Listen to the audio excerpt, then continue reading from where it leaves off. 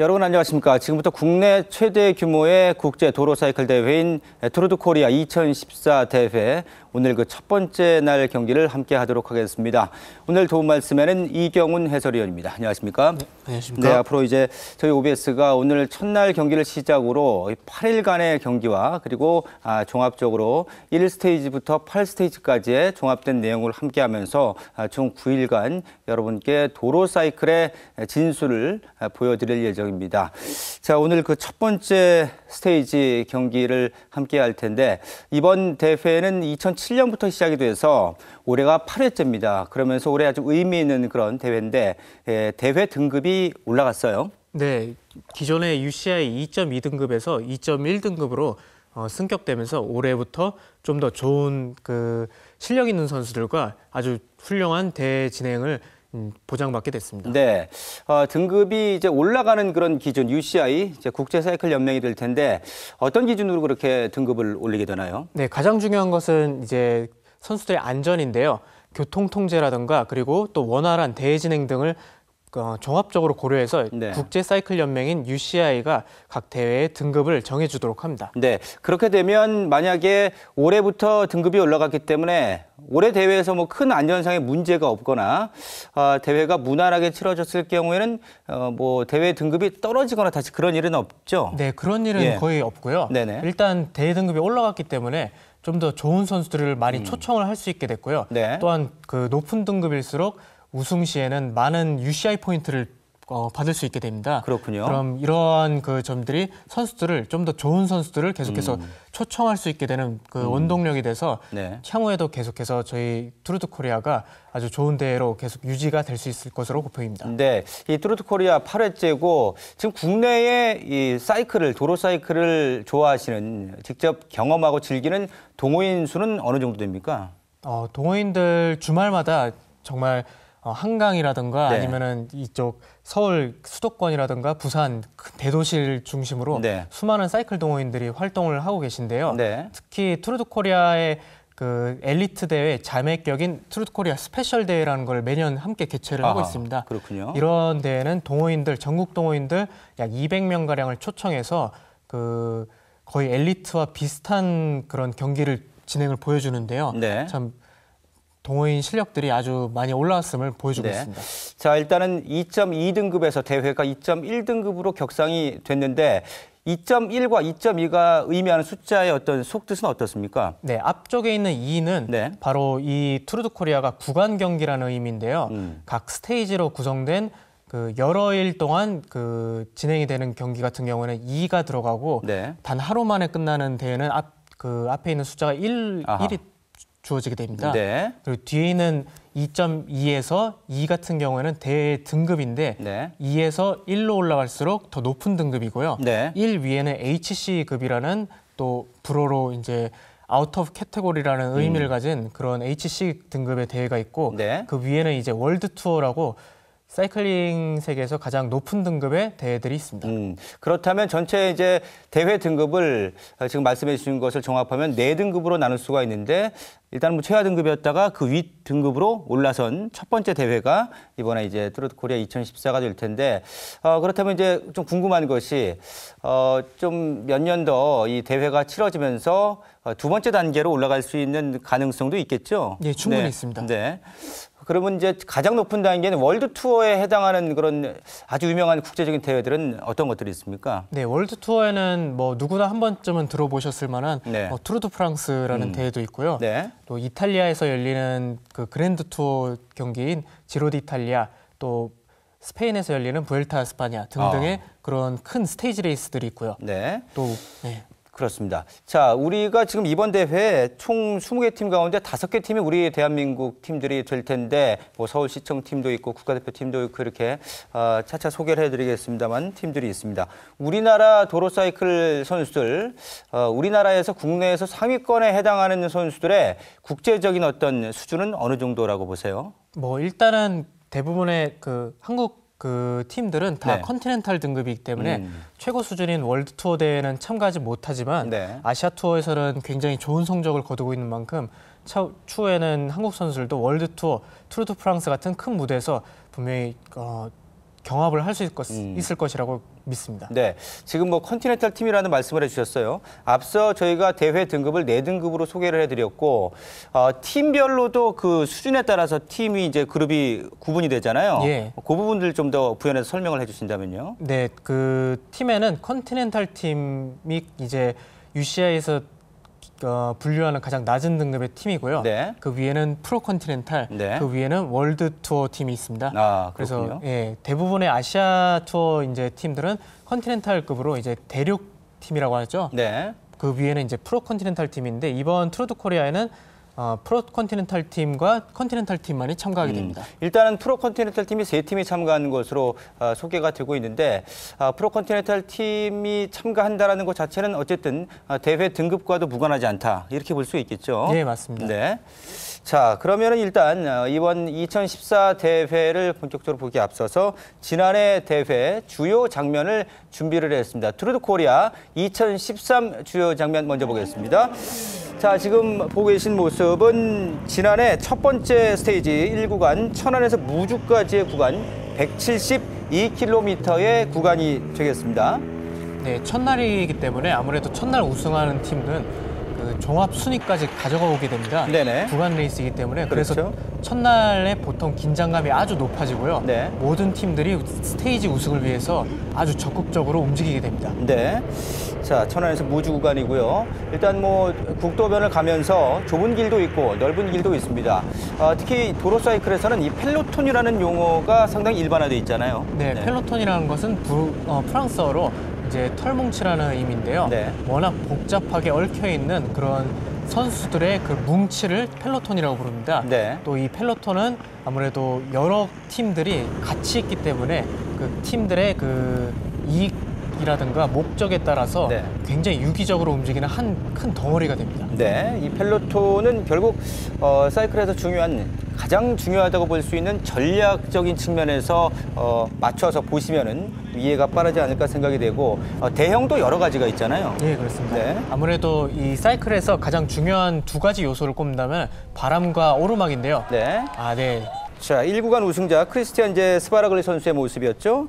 남아공 팀인 MTN 큐베카 팀 소속이었고 국적은 이탈리아 선수였어요. 네. 그 오르막과 바람을 두 가지를 이겨야 되는 운동이 바로 사이클입니다. 네네. 근데 이 집단으로 움직이게 되면은 최소한 바람을 서로 간에 막아줄 수 있기 때문에 네네. 여기서부터 모든 전략적인 그런 요소들이 시작하게 됩니다. 네, 이 맞바람을 맞으면서 타느냐, 그렇지 않느냐는 뭐 선수들의 기록도 기록이고 체력에도 아주 큰 영향을 미치게 되고요. 자, 지금은 이제 지난해 대회 2구간 138km 거리고 무주에서 구미 구간을 달리는 모습을 보고 계십니다. 전장 이제 1077km의 지난 대회 총 거리였습니다. 네, 지금 화면에는 그 각종 계속해서 공격적인 모습을 보여주는 각 팀 선수들이 보이는데요. 네. 특히 홍콩 팀이라든가 지금 화면에 보이시는 K스포 팀의 서준영 선수가 계속해서 독주로 달리고 있는 모습입니다. 바로 이 서준용 선수가 지난해 마지막 8스테이지에서 우승을 차지했었습니다. 예. 90km 구간인 홍천에서 하남 구간에서 서준용 선수가 우승을 차지하기도 했었죠. 네, 두 번째 스테이지의 마지막 피니시 피니시에 스프린트죠. 아주 전력 질주하는 모습들이죠. 자, 여기서는 이제 미국의 에릭영 선수가 우승을 차지했고 우리 정지민 선수가 2위를 기록했었던 지난해 2구간의 모습이고. 네, K스포 팀의 정지민 선수가 2위를 차지했었죠. 네, 자, 지금은 이제 165km 거리였던 3구간 지난해 투르 코리아 2013 구미에서 영주 구간입니다. 네, 특히 작년 3구간은 네. 이 영주 근처에 있는 중령, 소백산 자락에 있는 중령이라는 오르막 정상에서 피니시를 하게 돼서 투르 코리아 역사상 첫 번째로 정상 피니시를 맞이하게 됐는데요. 자, 지금 사고가 저렇게 또 간혹 발생이 되죠. 네, 특히 이제 사이클에서의 구간 경기라는 것은 하루라도 탈락하게 되면 다음 날 뛰지 못하게 됩니다. 네. 그래서 사고를 당하거나 뭐 기재 고장이 있다거나 하더라도 무조건 다시 뛸 수만 있다면 최대한 네. 계속해서 뛰어야 되는 게 바로 사이클링이죠. 그렇습니다. 보통 6명이 한 팀을 이루게 되는데 중간에 중도 탈락해서 대회를 이어갈 수 없을 경우에는 나머지 선수들의 부담도 적지 않아지겠죠. 네, 아무래도. 교체 선수라는 게 없기 때문에 네. 탈락하면 그대로 팀에는 공석으로 남게 됩니다. 네. 네, 이 작년 킹 오브 마운틴 콤 구간 네. 지나고 있던 선수들의 모습이었습니다. 산악 구간이 되겠습니다. 네. 이제 클라이머들에게는 뭐 상당히 또 자신감이 있는 그런 구간이 될 거고요. 그렇죠. 특히 작년 2013년 투르 드 코리아에서 결국 최종적으로 산악왕 저지를 한국의 금산 인삼 첼로 팀의 최영민 선수가 우승을 차지하게 됐습니다. 그렇습니다. 자, 뭐 도로 폭도 그렇고 오르막 경사도도 그렇고 또 곡선주로와 직선주로 선수들의 집중력이 상당히 높아질 수밖에 없는 그런 상황인데요. 네, 특히 이제 마지막 피니시로 다가가면 갈수록 네. 그날 구간 스테이지의 우승을 노리는 선수들이 네. 계속해서 팀이나 선수들이 계속해서 앞에서 어택을 하거나 추격을 하기 때문에 속도가 네. 굉장히 빨라집니다. 그렇죠. 자, 이제 주변도 살펴보고 본인들의 어떤 본인의 팀원들을 살펴보기도 하고 다른 선수들의 움직임도 공이 보면서 몸은 움직이면서 머리는 계속 써야 되는 그런 종목입니다. 자, 이제 마지막 피니시 모습인데 중국 선수가 지난해 3구간에서는 우승을 차지했었죠. 네, 의외로 중국의 리우하오라는 선수였는데요. 네네. 이 선수는 트랙 출신이면서 오르막 정상이었던 중령에서 네. 우승을 차지해서 굉장히 많은 사람들을 놀라게 했습니다. 네네.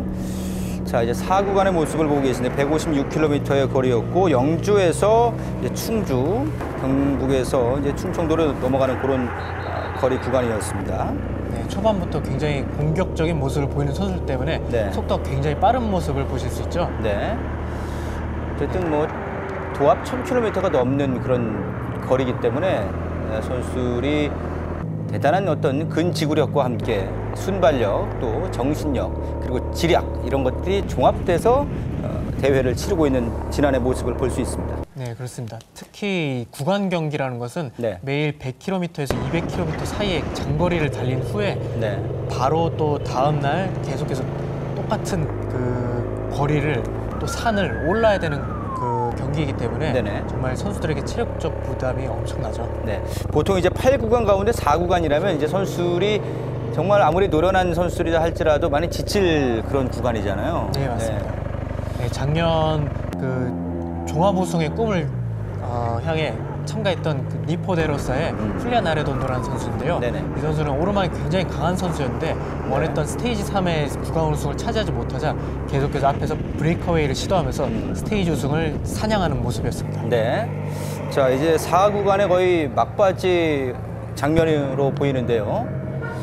같은 이제 유니폼을 입고 온 선수들이 같은 팀원들입니다. 그래서 전략을 짜면서 레이스를 운영하고 또 속도를 조절하고 또 뭐 브레이크어웨이를 한다든가 어택을 한다든가 또 펠로톤에서 유지를 한다든가 뭐 이런 이제 움직임이 계속 이어지는 것입니다. 네, 특히 앞에 있는 선두 그룹에 우리 팀이 포함이 되지 않을 경우에는 네. 이 팀 리더가 이날의 우승을 차지하고 싶다거나 아니면 앞 그룹에 나의 종합 순위를 위협하는 선수가 있다거나 하면은 네. 그 팀을 추격하게 되죠. 자, 마지막 4구간 피니시.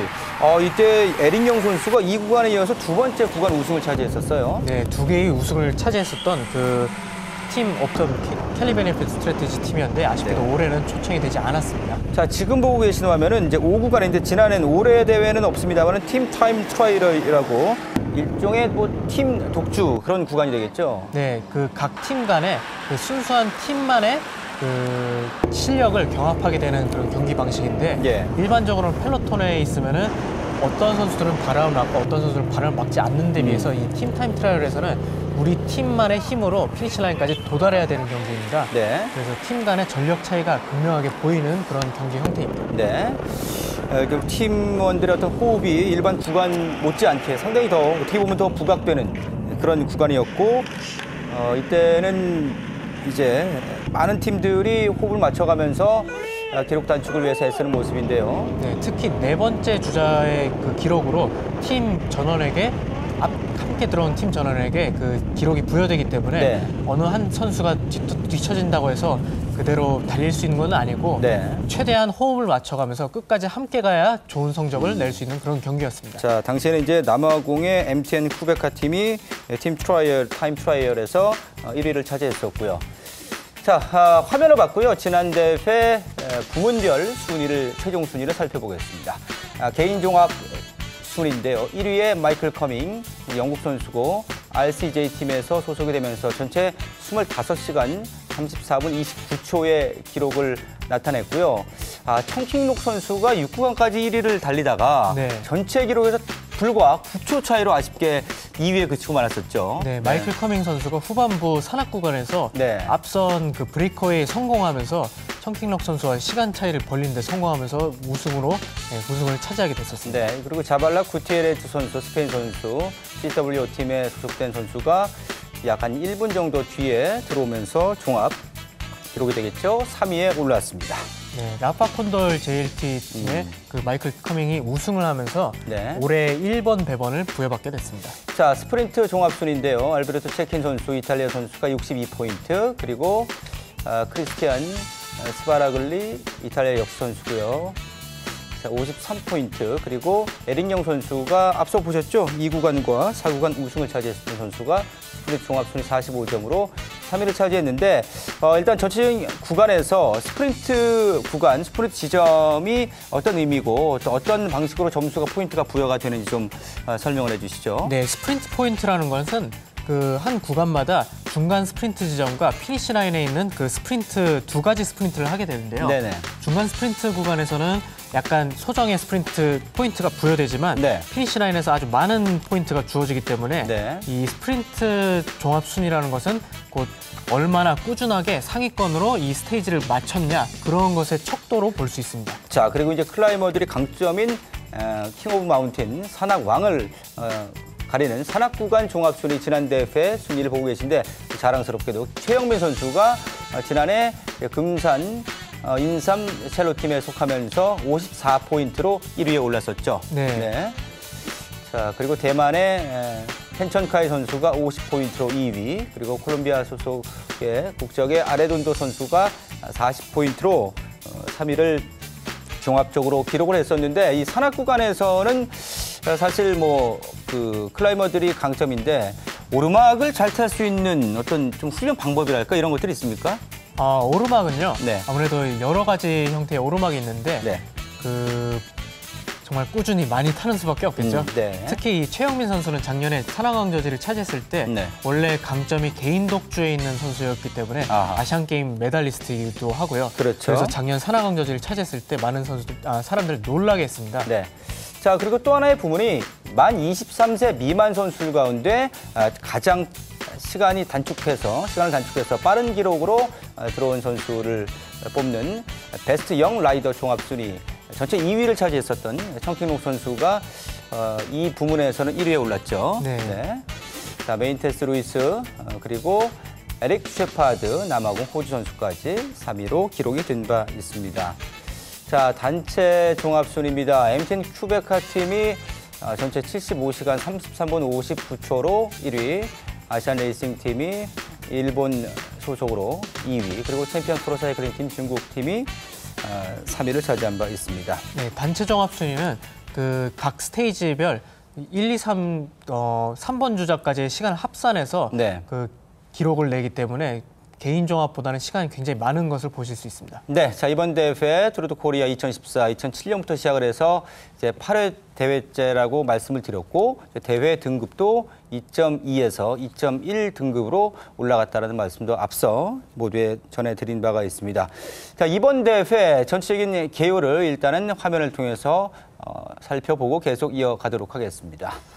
경기는 이제 오늘부터 8일간 1스테이지부터 8스테이지까지 펼쳐집니다.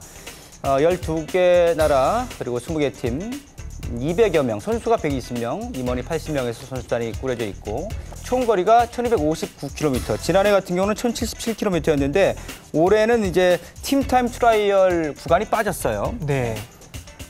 아무래도 팀타임 트라이얼이 그 25km로 좀 단거리 상대적으로 좀 거리가 짧았기 때문에 네. 올해는 다른 그 산악 구간들이 많아지면서 거리 자체가 굉장히 많이 늘어났습니다. 네.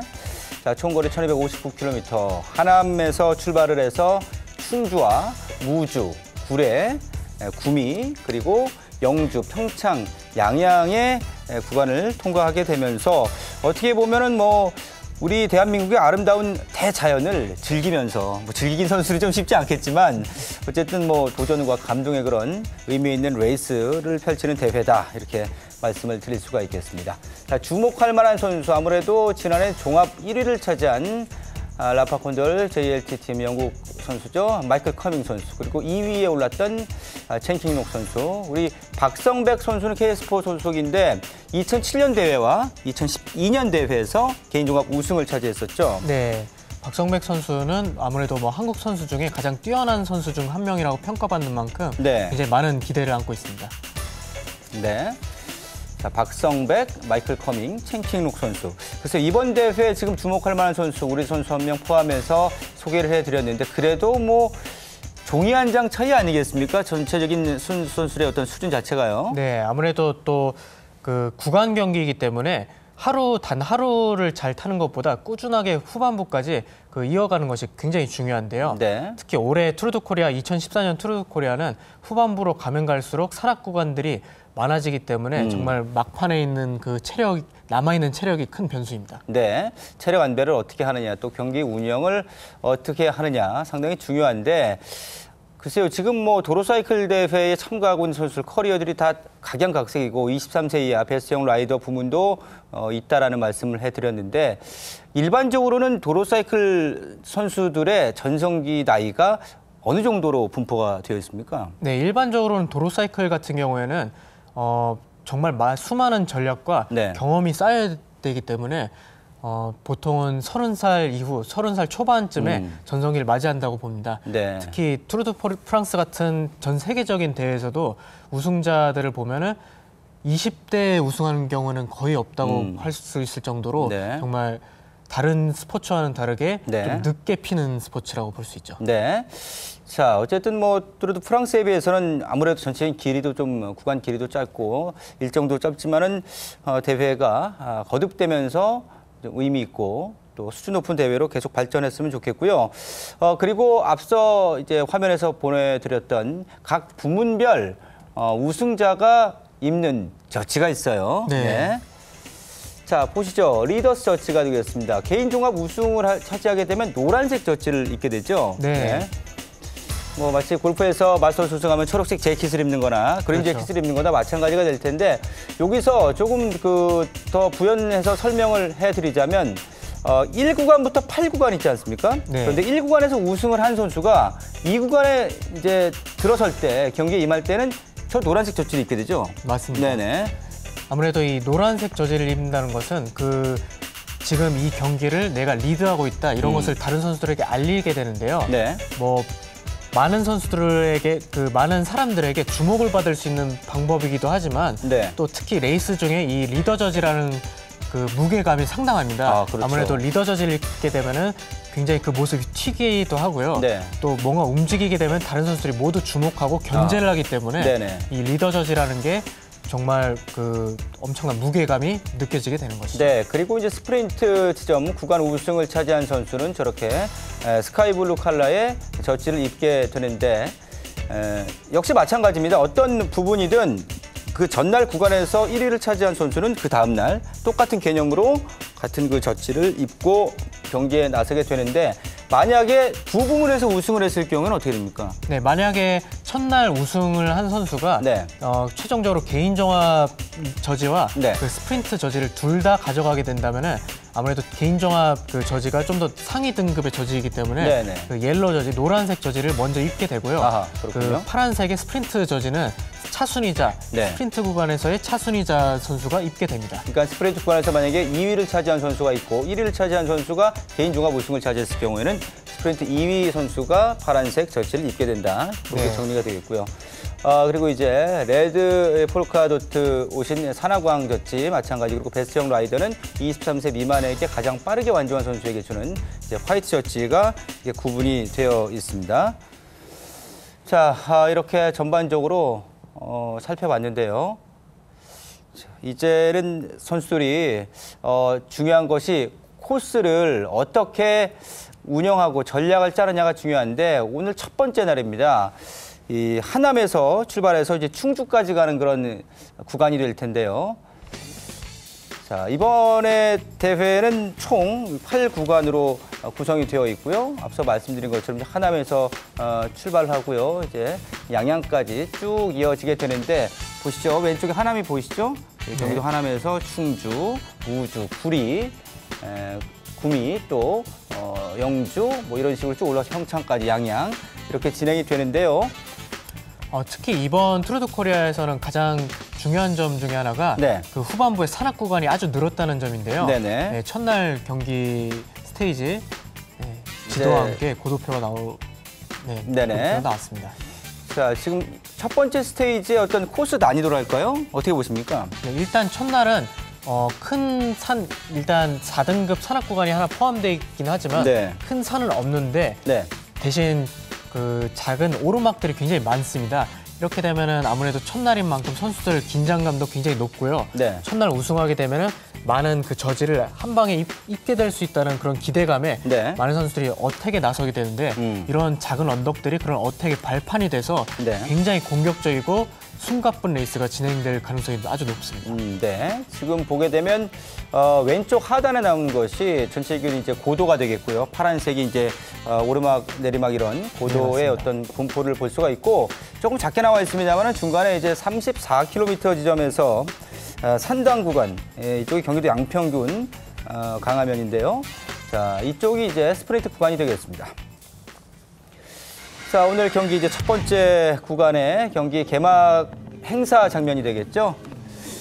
일단은 뭐 많은 동호인들이 지켜보면서 설레는 마음으로 함께했던 그런 모습이 되겠습니다. 네, 경기도 하남시에 있는 미사리 경정공원에서 출발하게 된 선수들입니다. 첫 번째 스타트 라인의 아치죠. 네. 많은 선수들이 지금 준비하고 있습니다만은 저기서 출발을 하지만 일단은 뭐 한 3km 정도가 퍼레이드가 되겠고 이제 하남 같은 경우는 21세기 수도권 부도심으로 성장하고 있고 서울 동쪽에 있죠. 경기도의 중심부에 자리를 잡고 있습니다. 기본적으로 이제 친환경 도시면서 또 웰빙 도시, 자급자족 도심을 내세우고 있죠. 자연 환경이 상당히 쾌적하죠. 많이 가보셔서 잘 아시죠? 네, 어떻습니까? 특히 이 하남 쪽은 네. 자전거 동호인들에게 아주 인기 있는 코스입니다. 네네. 도로도 아주 좋고요. 코스도 네. 굉장히 아름답고 좋습니다. 그렇습니다. 미사리 경정공원 같은 경우는 이제 86 아시안게임과 88 서울올림픽 당시에 조정과 카누 경기를 위해서 만들어진 공원인데 뭐 조정 호수를 중심으로 해서 축구장, 족구장 이런 스포츠 시설 또 자전거 대여 시설들이 상당히 많아서 시민들의 여가 선용 장소로 사랑을 받고 있습니다. 네. 자, 이제 퍼레이드 구간이 되겠죠. 네, 미사리 경정장에서 출발해서 네. 이제 곧 3km 후인 팔당대교 남단에서 정식으로 레이스가 펼쳐지게 됩니다. 저 때는 뭐 빨리 갈 필요가 없잖아요. 네, 앞에 있는 심판차가 선도 차량이 돼서 그 차량을 추월할 수가 없고요. 네. 이제 정식으로 레이스가 출발하기 전에 각 선수들은 자리를 잡으면서 누가 먼저 이제 공격적인 모습을 보일까 서로를 지켜보게 됩니다. 네, 이 선수들이 참 대회 준비하는데 많은 노력을 하고 또 투자를 할 텐데 아무래도 8구간이라고 봤을 때 첫날 좀 긴장도 많이 되고 체력 안배가 생각보다는 쉽지 않을 것 같거든요. 네, 맞습니다. 네. 거의 뭐 매일 전력으로 달린다고 할 정도로 정말 어떤 일이 일어날지 모르기 때문에 이렇게 처음 레이스가 오픈되자마자 너도 나도 이제 스테이지 우승과 각종 전략적인 사고를 갖고 어택에 임하게 되죠. 네, 좀 전에 위에 이제 브레이크어웨이라는 자막이 나왔는데 이제 펠로톤 집단 형성 무리에서 이제 치고 나가는 그런 상황을 말하는 겁니다. 네, 맞습니다. 네, 네, 이제 좌회전을 하게 되는 펠로톤이죠. 네네. 여기 이제 앞선 선수들을 잡았는지 다시 한번 그 속도가 살짝 느려지게 되고요. 네. 이런 속도가 느려지는 틈을 타서 펠로톤에서 다시 선수들이 어택에 나서게 됩니다. 네. 정말 쫓고 쫓기는 그런 형성이 계속해서 이어지게 되는 경기 초반입니다. 네. 자, 137.2km 구간인 첫 번째 스테이지 이제 선두 그룹, 리더 그룹을 보고 계십니다. 네, 지금 브로스 BH, 서울시청, K스포 그리고 팀 노보 노디스크 이렇게 4명 선수가 앞에 그룹을 형성을 한 모습입니다. 네. 지난해 7구간 우승을 차지했던 조호성 선수라든가 8구간 우승 선수였던 서주용 선수 이번 대회 기대가 많이 됩니다.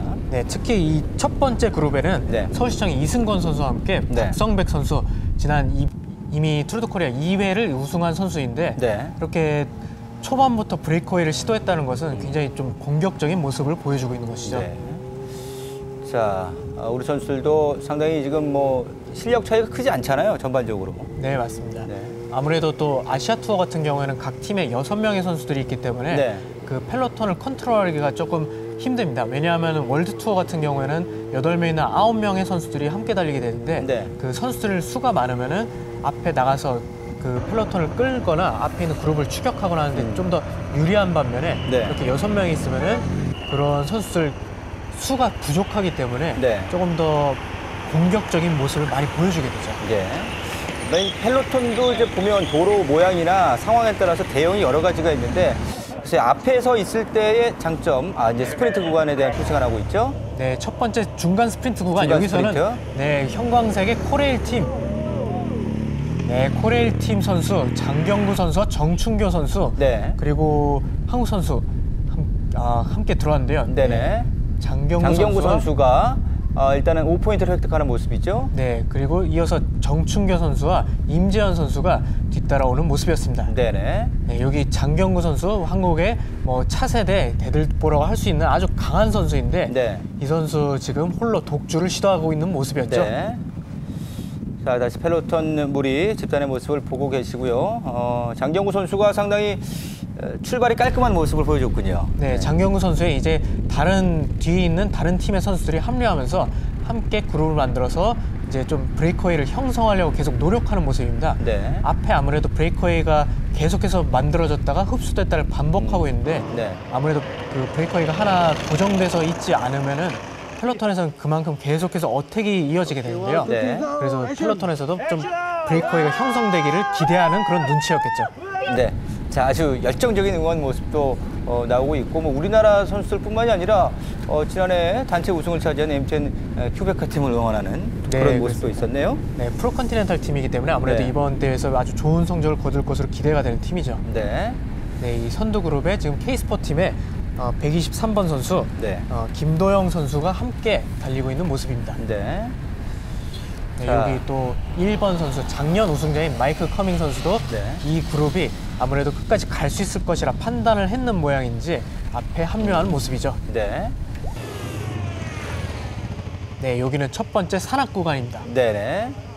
바로 이제 레드던 모양이 그대로 이제 나와 있죠. 저런 이제 산악왕이 됐을 때는 저 모양의 젖질을 입게 됩니다. 네, 첫 번째 산악 구간 역시 첫 번째 스프린트 구간을 차지했던 장경구 선수가 먼저 들어오게 됐고요. 네네. 두 번째로 작년 우승자인 마이클 커밍 선수가 이어서 들어왔습니다. 그렇죠.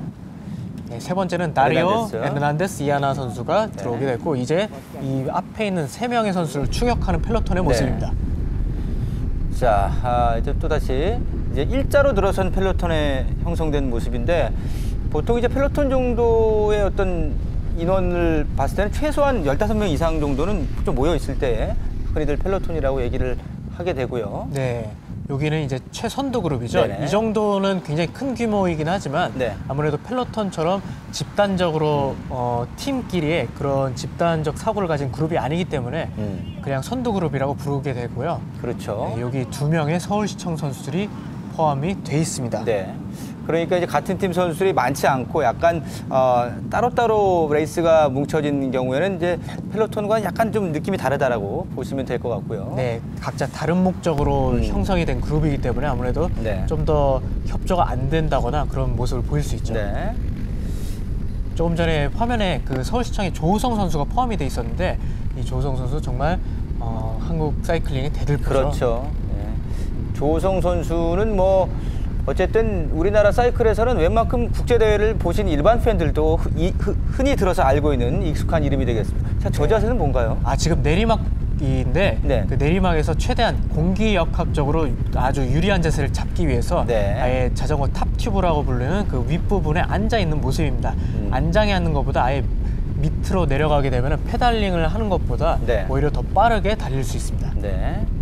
물론 좀 위험한 자세이기 때문에 무턱대고 따라가다가는 사고가 날 수 있는 구간이긴 한데 네네. 네, 지금 선수들 굉장히 빠른 속도로 달리면서 공기역학적인 자세를 위해서 팔을 그 핸들바에 걸치고 타는 모습이라던가 네. 그런 브레이커웨이 선두 그룹에 네. 계속해서 교대되는 모습을 보여주고 있습니다. 네네.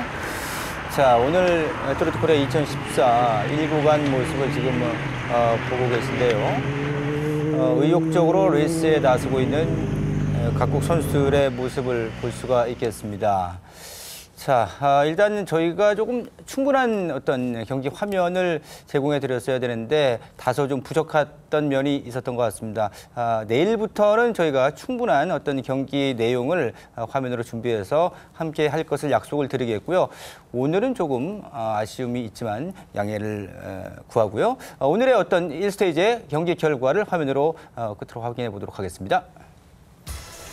자, 일단 1스테이지 개인 1위가 그레가볼레 선수, 슬로베니아 선수고요. 3시가 8분 47초. 기록 어떻게 보세요? 아주 빠른 속도로 달렸는데요. 네네. 오늘 평균 속도가 43km를 넘었는데 네네. 정말 첫 날 치고는 굉장히 빠른 속도로 달렸습니다. 네. 총 137km 구간을 3시간 8분 만에 달렸다는 것은 정말 네. 엄청난 속도죠. 그렇죠.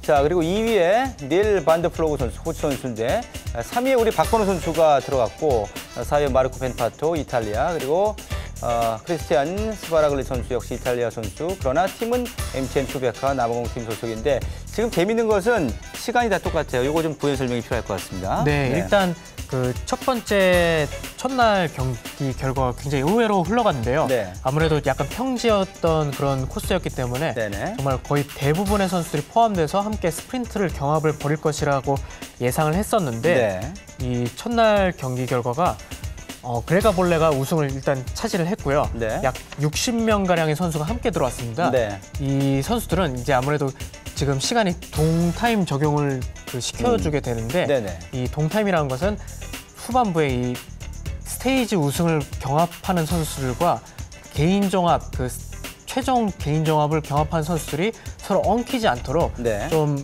안전하게 들어올 수 있도록 일단 한 덩어리로 들어오면은 시간에 대한 그런 불이익을 주지 않는다는 의미에서 동타임을 주게 됩니다. 네. 그렇기 때문에 모든 선수들이 함께 같은 시간으로 들어오게 되는데요. 네네. 특히 오늘 1등을 차지한 그레가볼레 선수가 아무래도 지난 올해 있었던 트루트 재팬에서도 종합 2위를 차지하는 등 아주 좋은 모습을 보인 선수입니다. 네. 이 선수 작년에는 바캉솔레이라고 하는 프로투어 팀에 있었고 그전에는 람프레 팀에 있었던 아주 강한 슬로베니아 선수인데 네. 아무래도 올해 트루트 코리아의 가장 강력한 우승 후보 중에 한 명으로 꼽혔던 선수인데도 불구하고 첫날 스프린트에서 우승을 차지했기 때문에 예. 과연 이 그레가볼레가 어디까지 종합 선두를 지켜낼지가 아주 관건인 그런 첫날의 결과라고 볼 수 있습니다. 네. 자, 이렇게 쭉 저희가 설명해 드리는 과정 속에서 구간별 순위를 살펴보고 있는데요. 스프린트 구간에서는 이제 역시 또 개인 종합 1위인 그레가볼레 선수가 15포인트를 획득하면서 1위인데, 자, 이렇게 되니까 아까 말씀드렸던 두 부문 1위가 이제 그레가볼레 선수가 됐기 때문에 상위 져치를 입게 되는 것이죠. 네, 그렇습니다. 그레가볼레가 이제 개인 종합 선두 저지인 옐로 저지를 입게 되고 2위를 차지했던 닐 반더프로그가 스프린트 저지를 입게 됩니다. 네. 네, 또한 한국의 장경구 선수가 첫 번째 산화광 저지를 입게 됐습니다. 네, 마이클 커밍 그리고 에르난데스 선수가 3위 이렇게 기록이 나온 것을 확인해 볼 수가 있었습니다. 자, 오늘 첫 번째 스테이지 137.2km 하남에서 충주 무술공원까지의 상황 결과까지 함께 했습니다. 이제 8분의 1이 끝난 건데 네. 선수를 지금 이렇게 구간마다 어떤 식으로 좀 컨디션을 조절하는 게 좋을까요? 아무래도 이 구간 경주, 네. 스테이지 레이스 같은 경우에는 시간을 벌어내는 것보다 시간을 안 잃는 게 초반에 굉장히 중요합니다. 네네. 왜냐하면 시간을 한번 잃게 되면은 그 시간을 만회하기가 굉장히 어렵거든요. 네. 또 특히 첫날 경기 결과로 의외로 많은 기대를 모았던 장경구 선수라든가 박성백 선수가 후미 그룹으로 들어오게 되면서 네. 약 9분 48초의 시간을 잃게 되었는데요. 네네. 많은 선수들이 이 후미 그룹에 들어오면서 이 선수들의 이제 종합 순위라든가 그런 좀 꿈은 이제 포기해야 되고 대신 이런 선수들은 이제 종합 순위를 위해서 시간 관리를 할 필요 없이 내일은 좀 더 쉽게 타다가 후반부에 있는 산악 구간을 위해서 체력을 그렇죠. 비축하다가 후반부에 있는 스테이지를 위해서 달리게 될 수 있는 그런 가능성도 열리게 됩니다. 일단 이렇게 첫 번째 스테이지의 기록과 결과에 따라서 역시 전략은 수정할 수밖에 없는 네, 그렇습니다. 그런 상황이 발생이 되고 그것은 뭐 2 스테이지, 3 스테이지 계속 넘어가면서 변수가 많이 작용이 될 것 같습니다. 선수들 이제 또 내일 두 번째 구간을 준비를 하게 될 텐데 우리 선수들뿐만이 아니라 세계 여러 나라에서 보인 이 도로사이클에 또 권위 있는 그런 선수들이 많이 있기 때문에 좋은 경기 내용으로 국내 팬들에게 많은 기쁨을 줬으면 좋겠는데요. 무엇보다 좀 부상 없이 좀 대회를 마쳤으면 하는 바람이에요. 네, 그렇습니다. 네. 아무래도 첫날 경기는 그 긴장감이 굉장히 높기 때문에 네. 큰 사고가 나기 마련인데 네. 오늘 경기 같은 경우에는 뭐 작은 사고는 있었지만 큰 사고는 없이 모든 선수들 안전하게 들어왔습니다. 네. 자, 지금까지 트로트 코리아 2014 첫 번째 스테이지 함께 했고요. 내일은 좀 더 풍성한 화면과 함께 할 것을 약속을 드리겠고 내일은 충주에서 무주까지 2구간 2스테이지 197.2km 구간을 또 함께 하도록 하겠습니다. 자, 오늘은 여기서 인사드리겠습니다. 도움 말씀 이경훈 해설위원, 캐스터 김준우였습니다. 여러분 대단히 고맙습니다.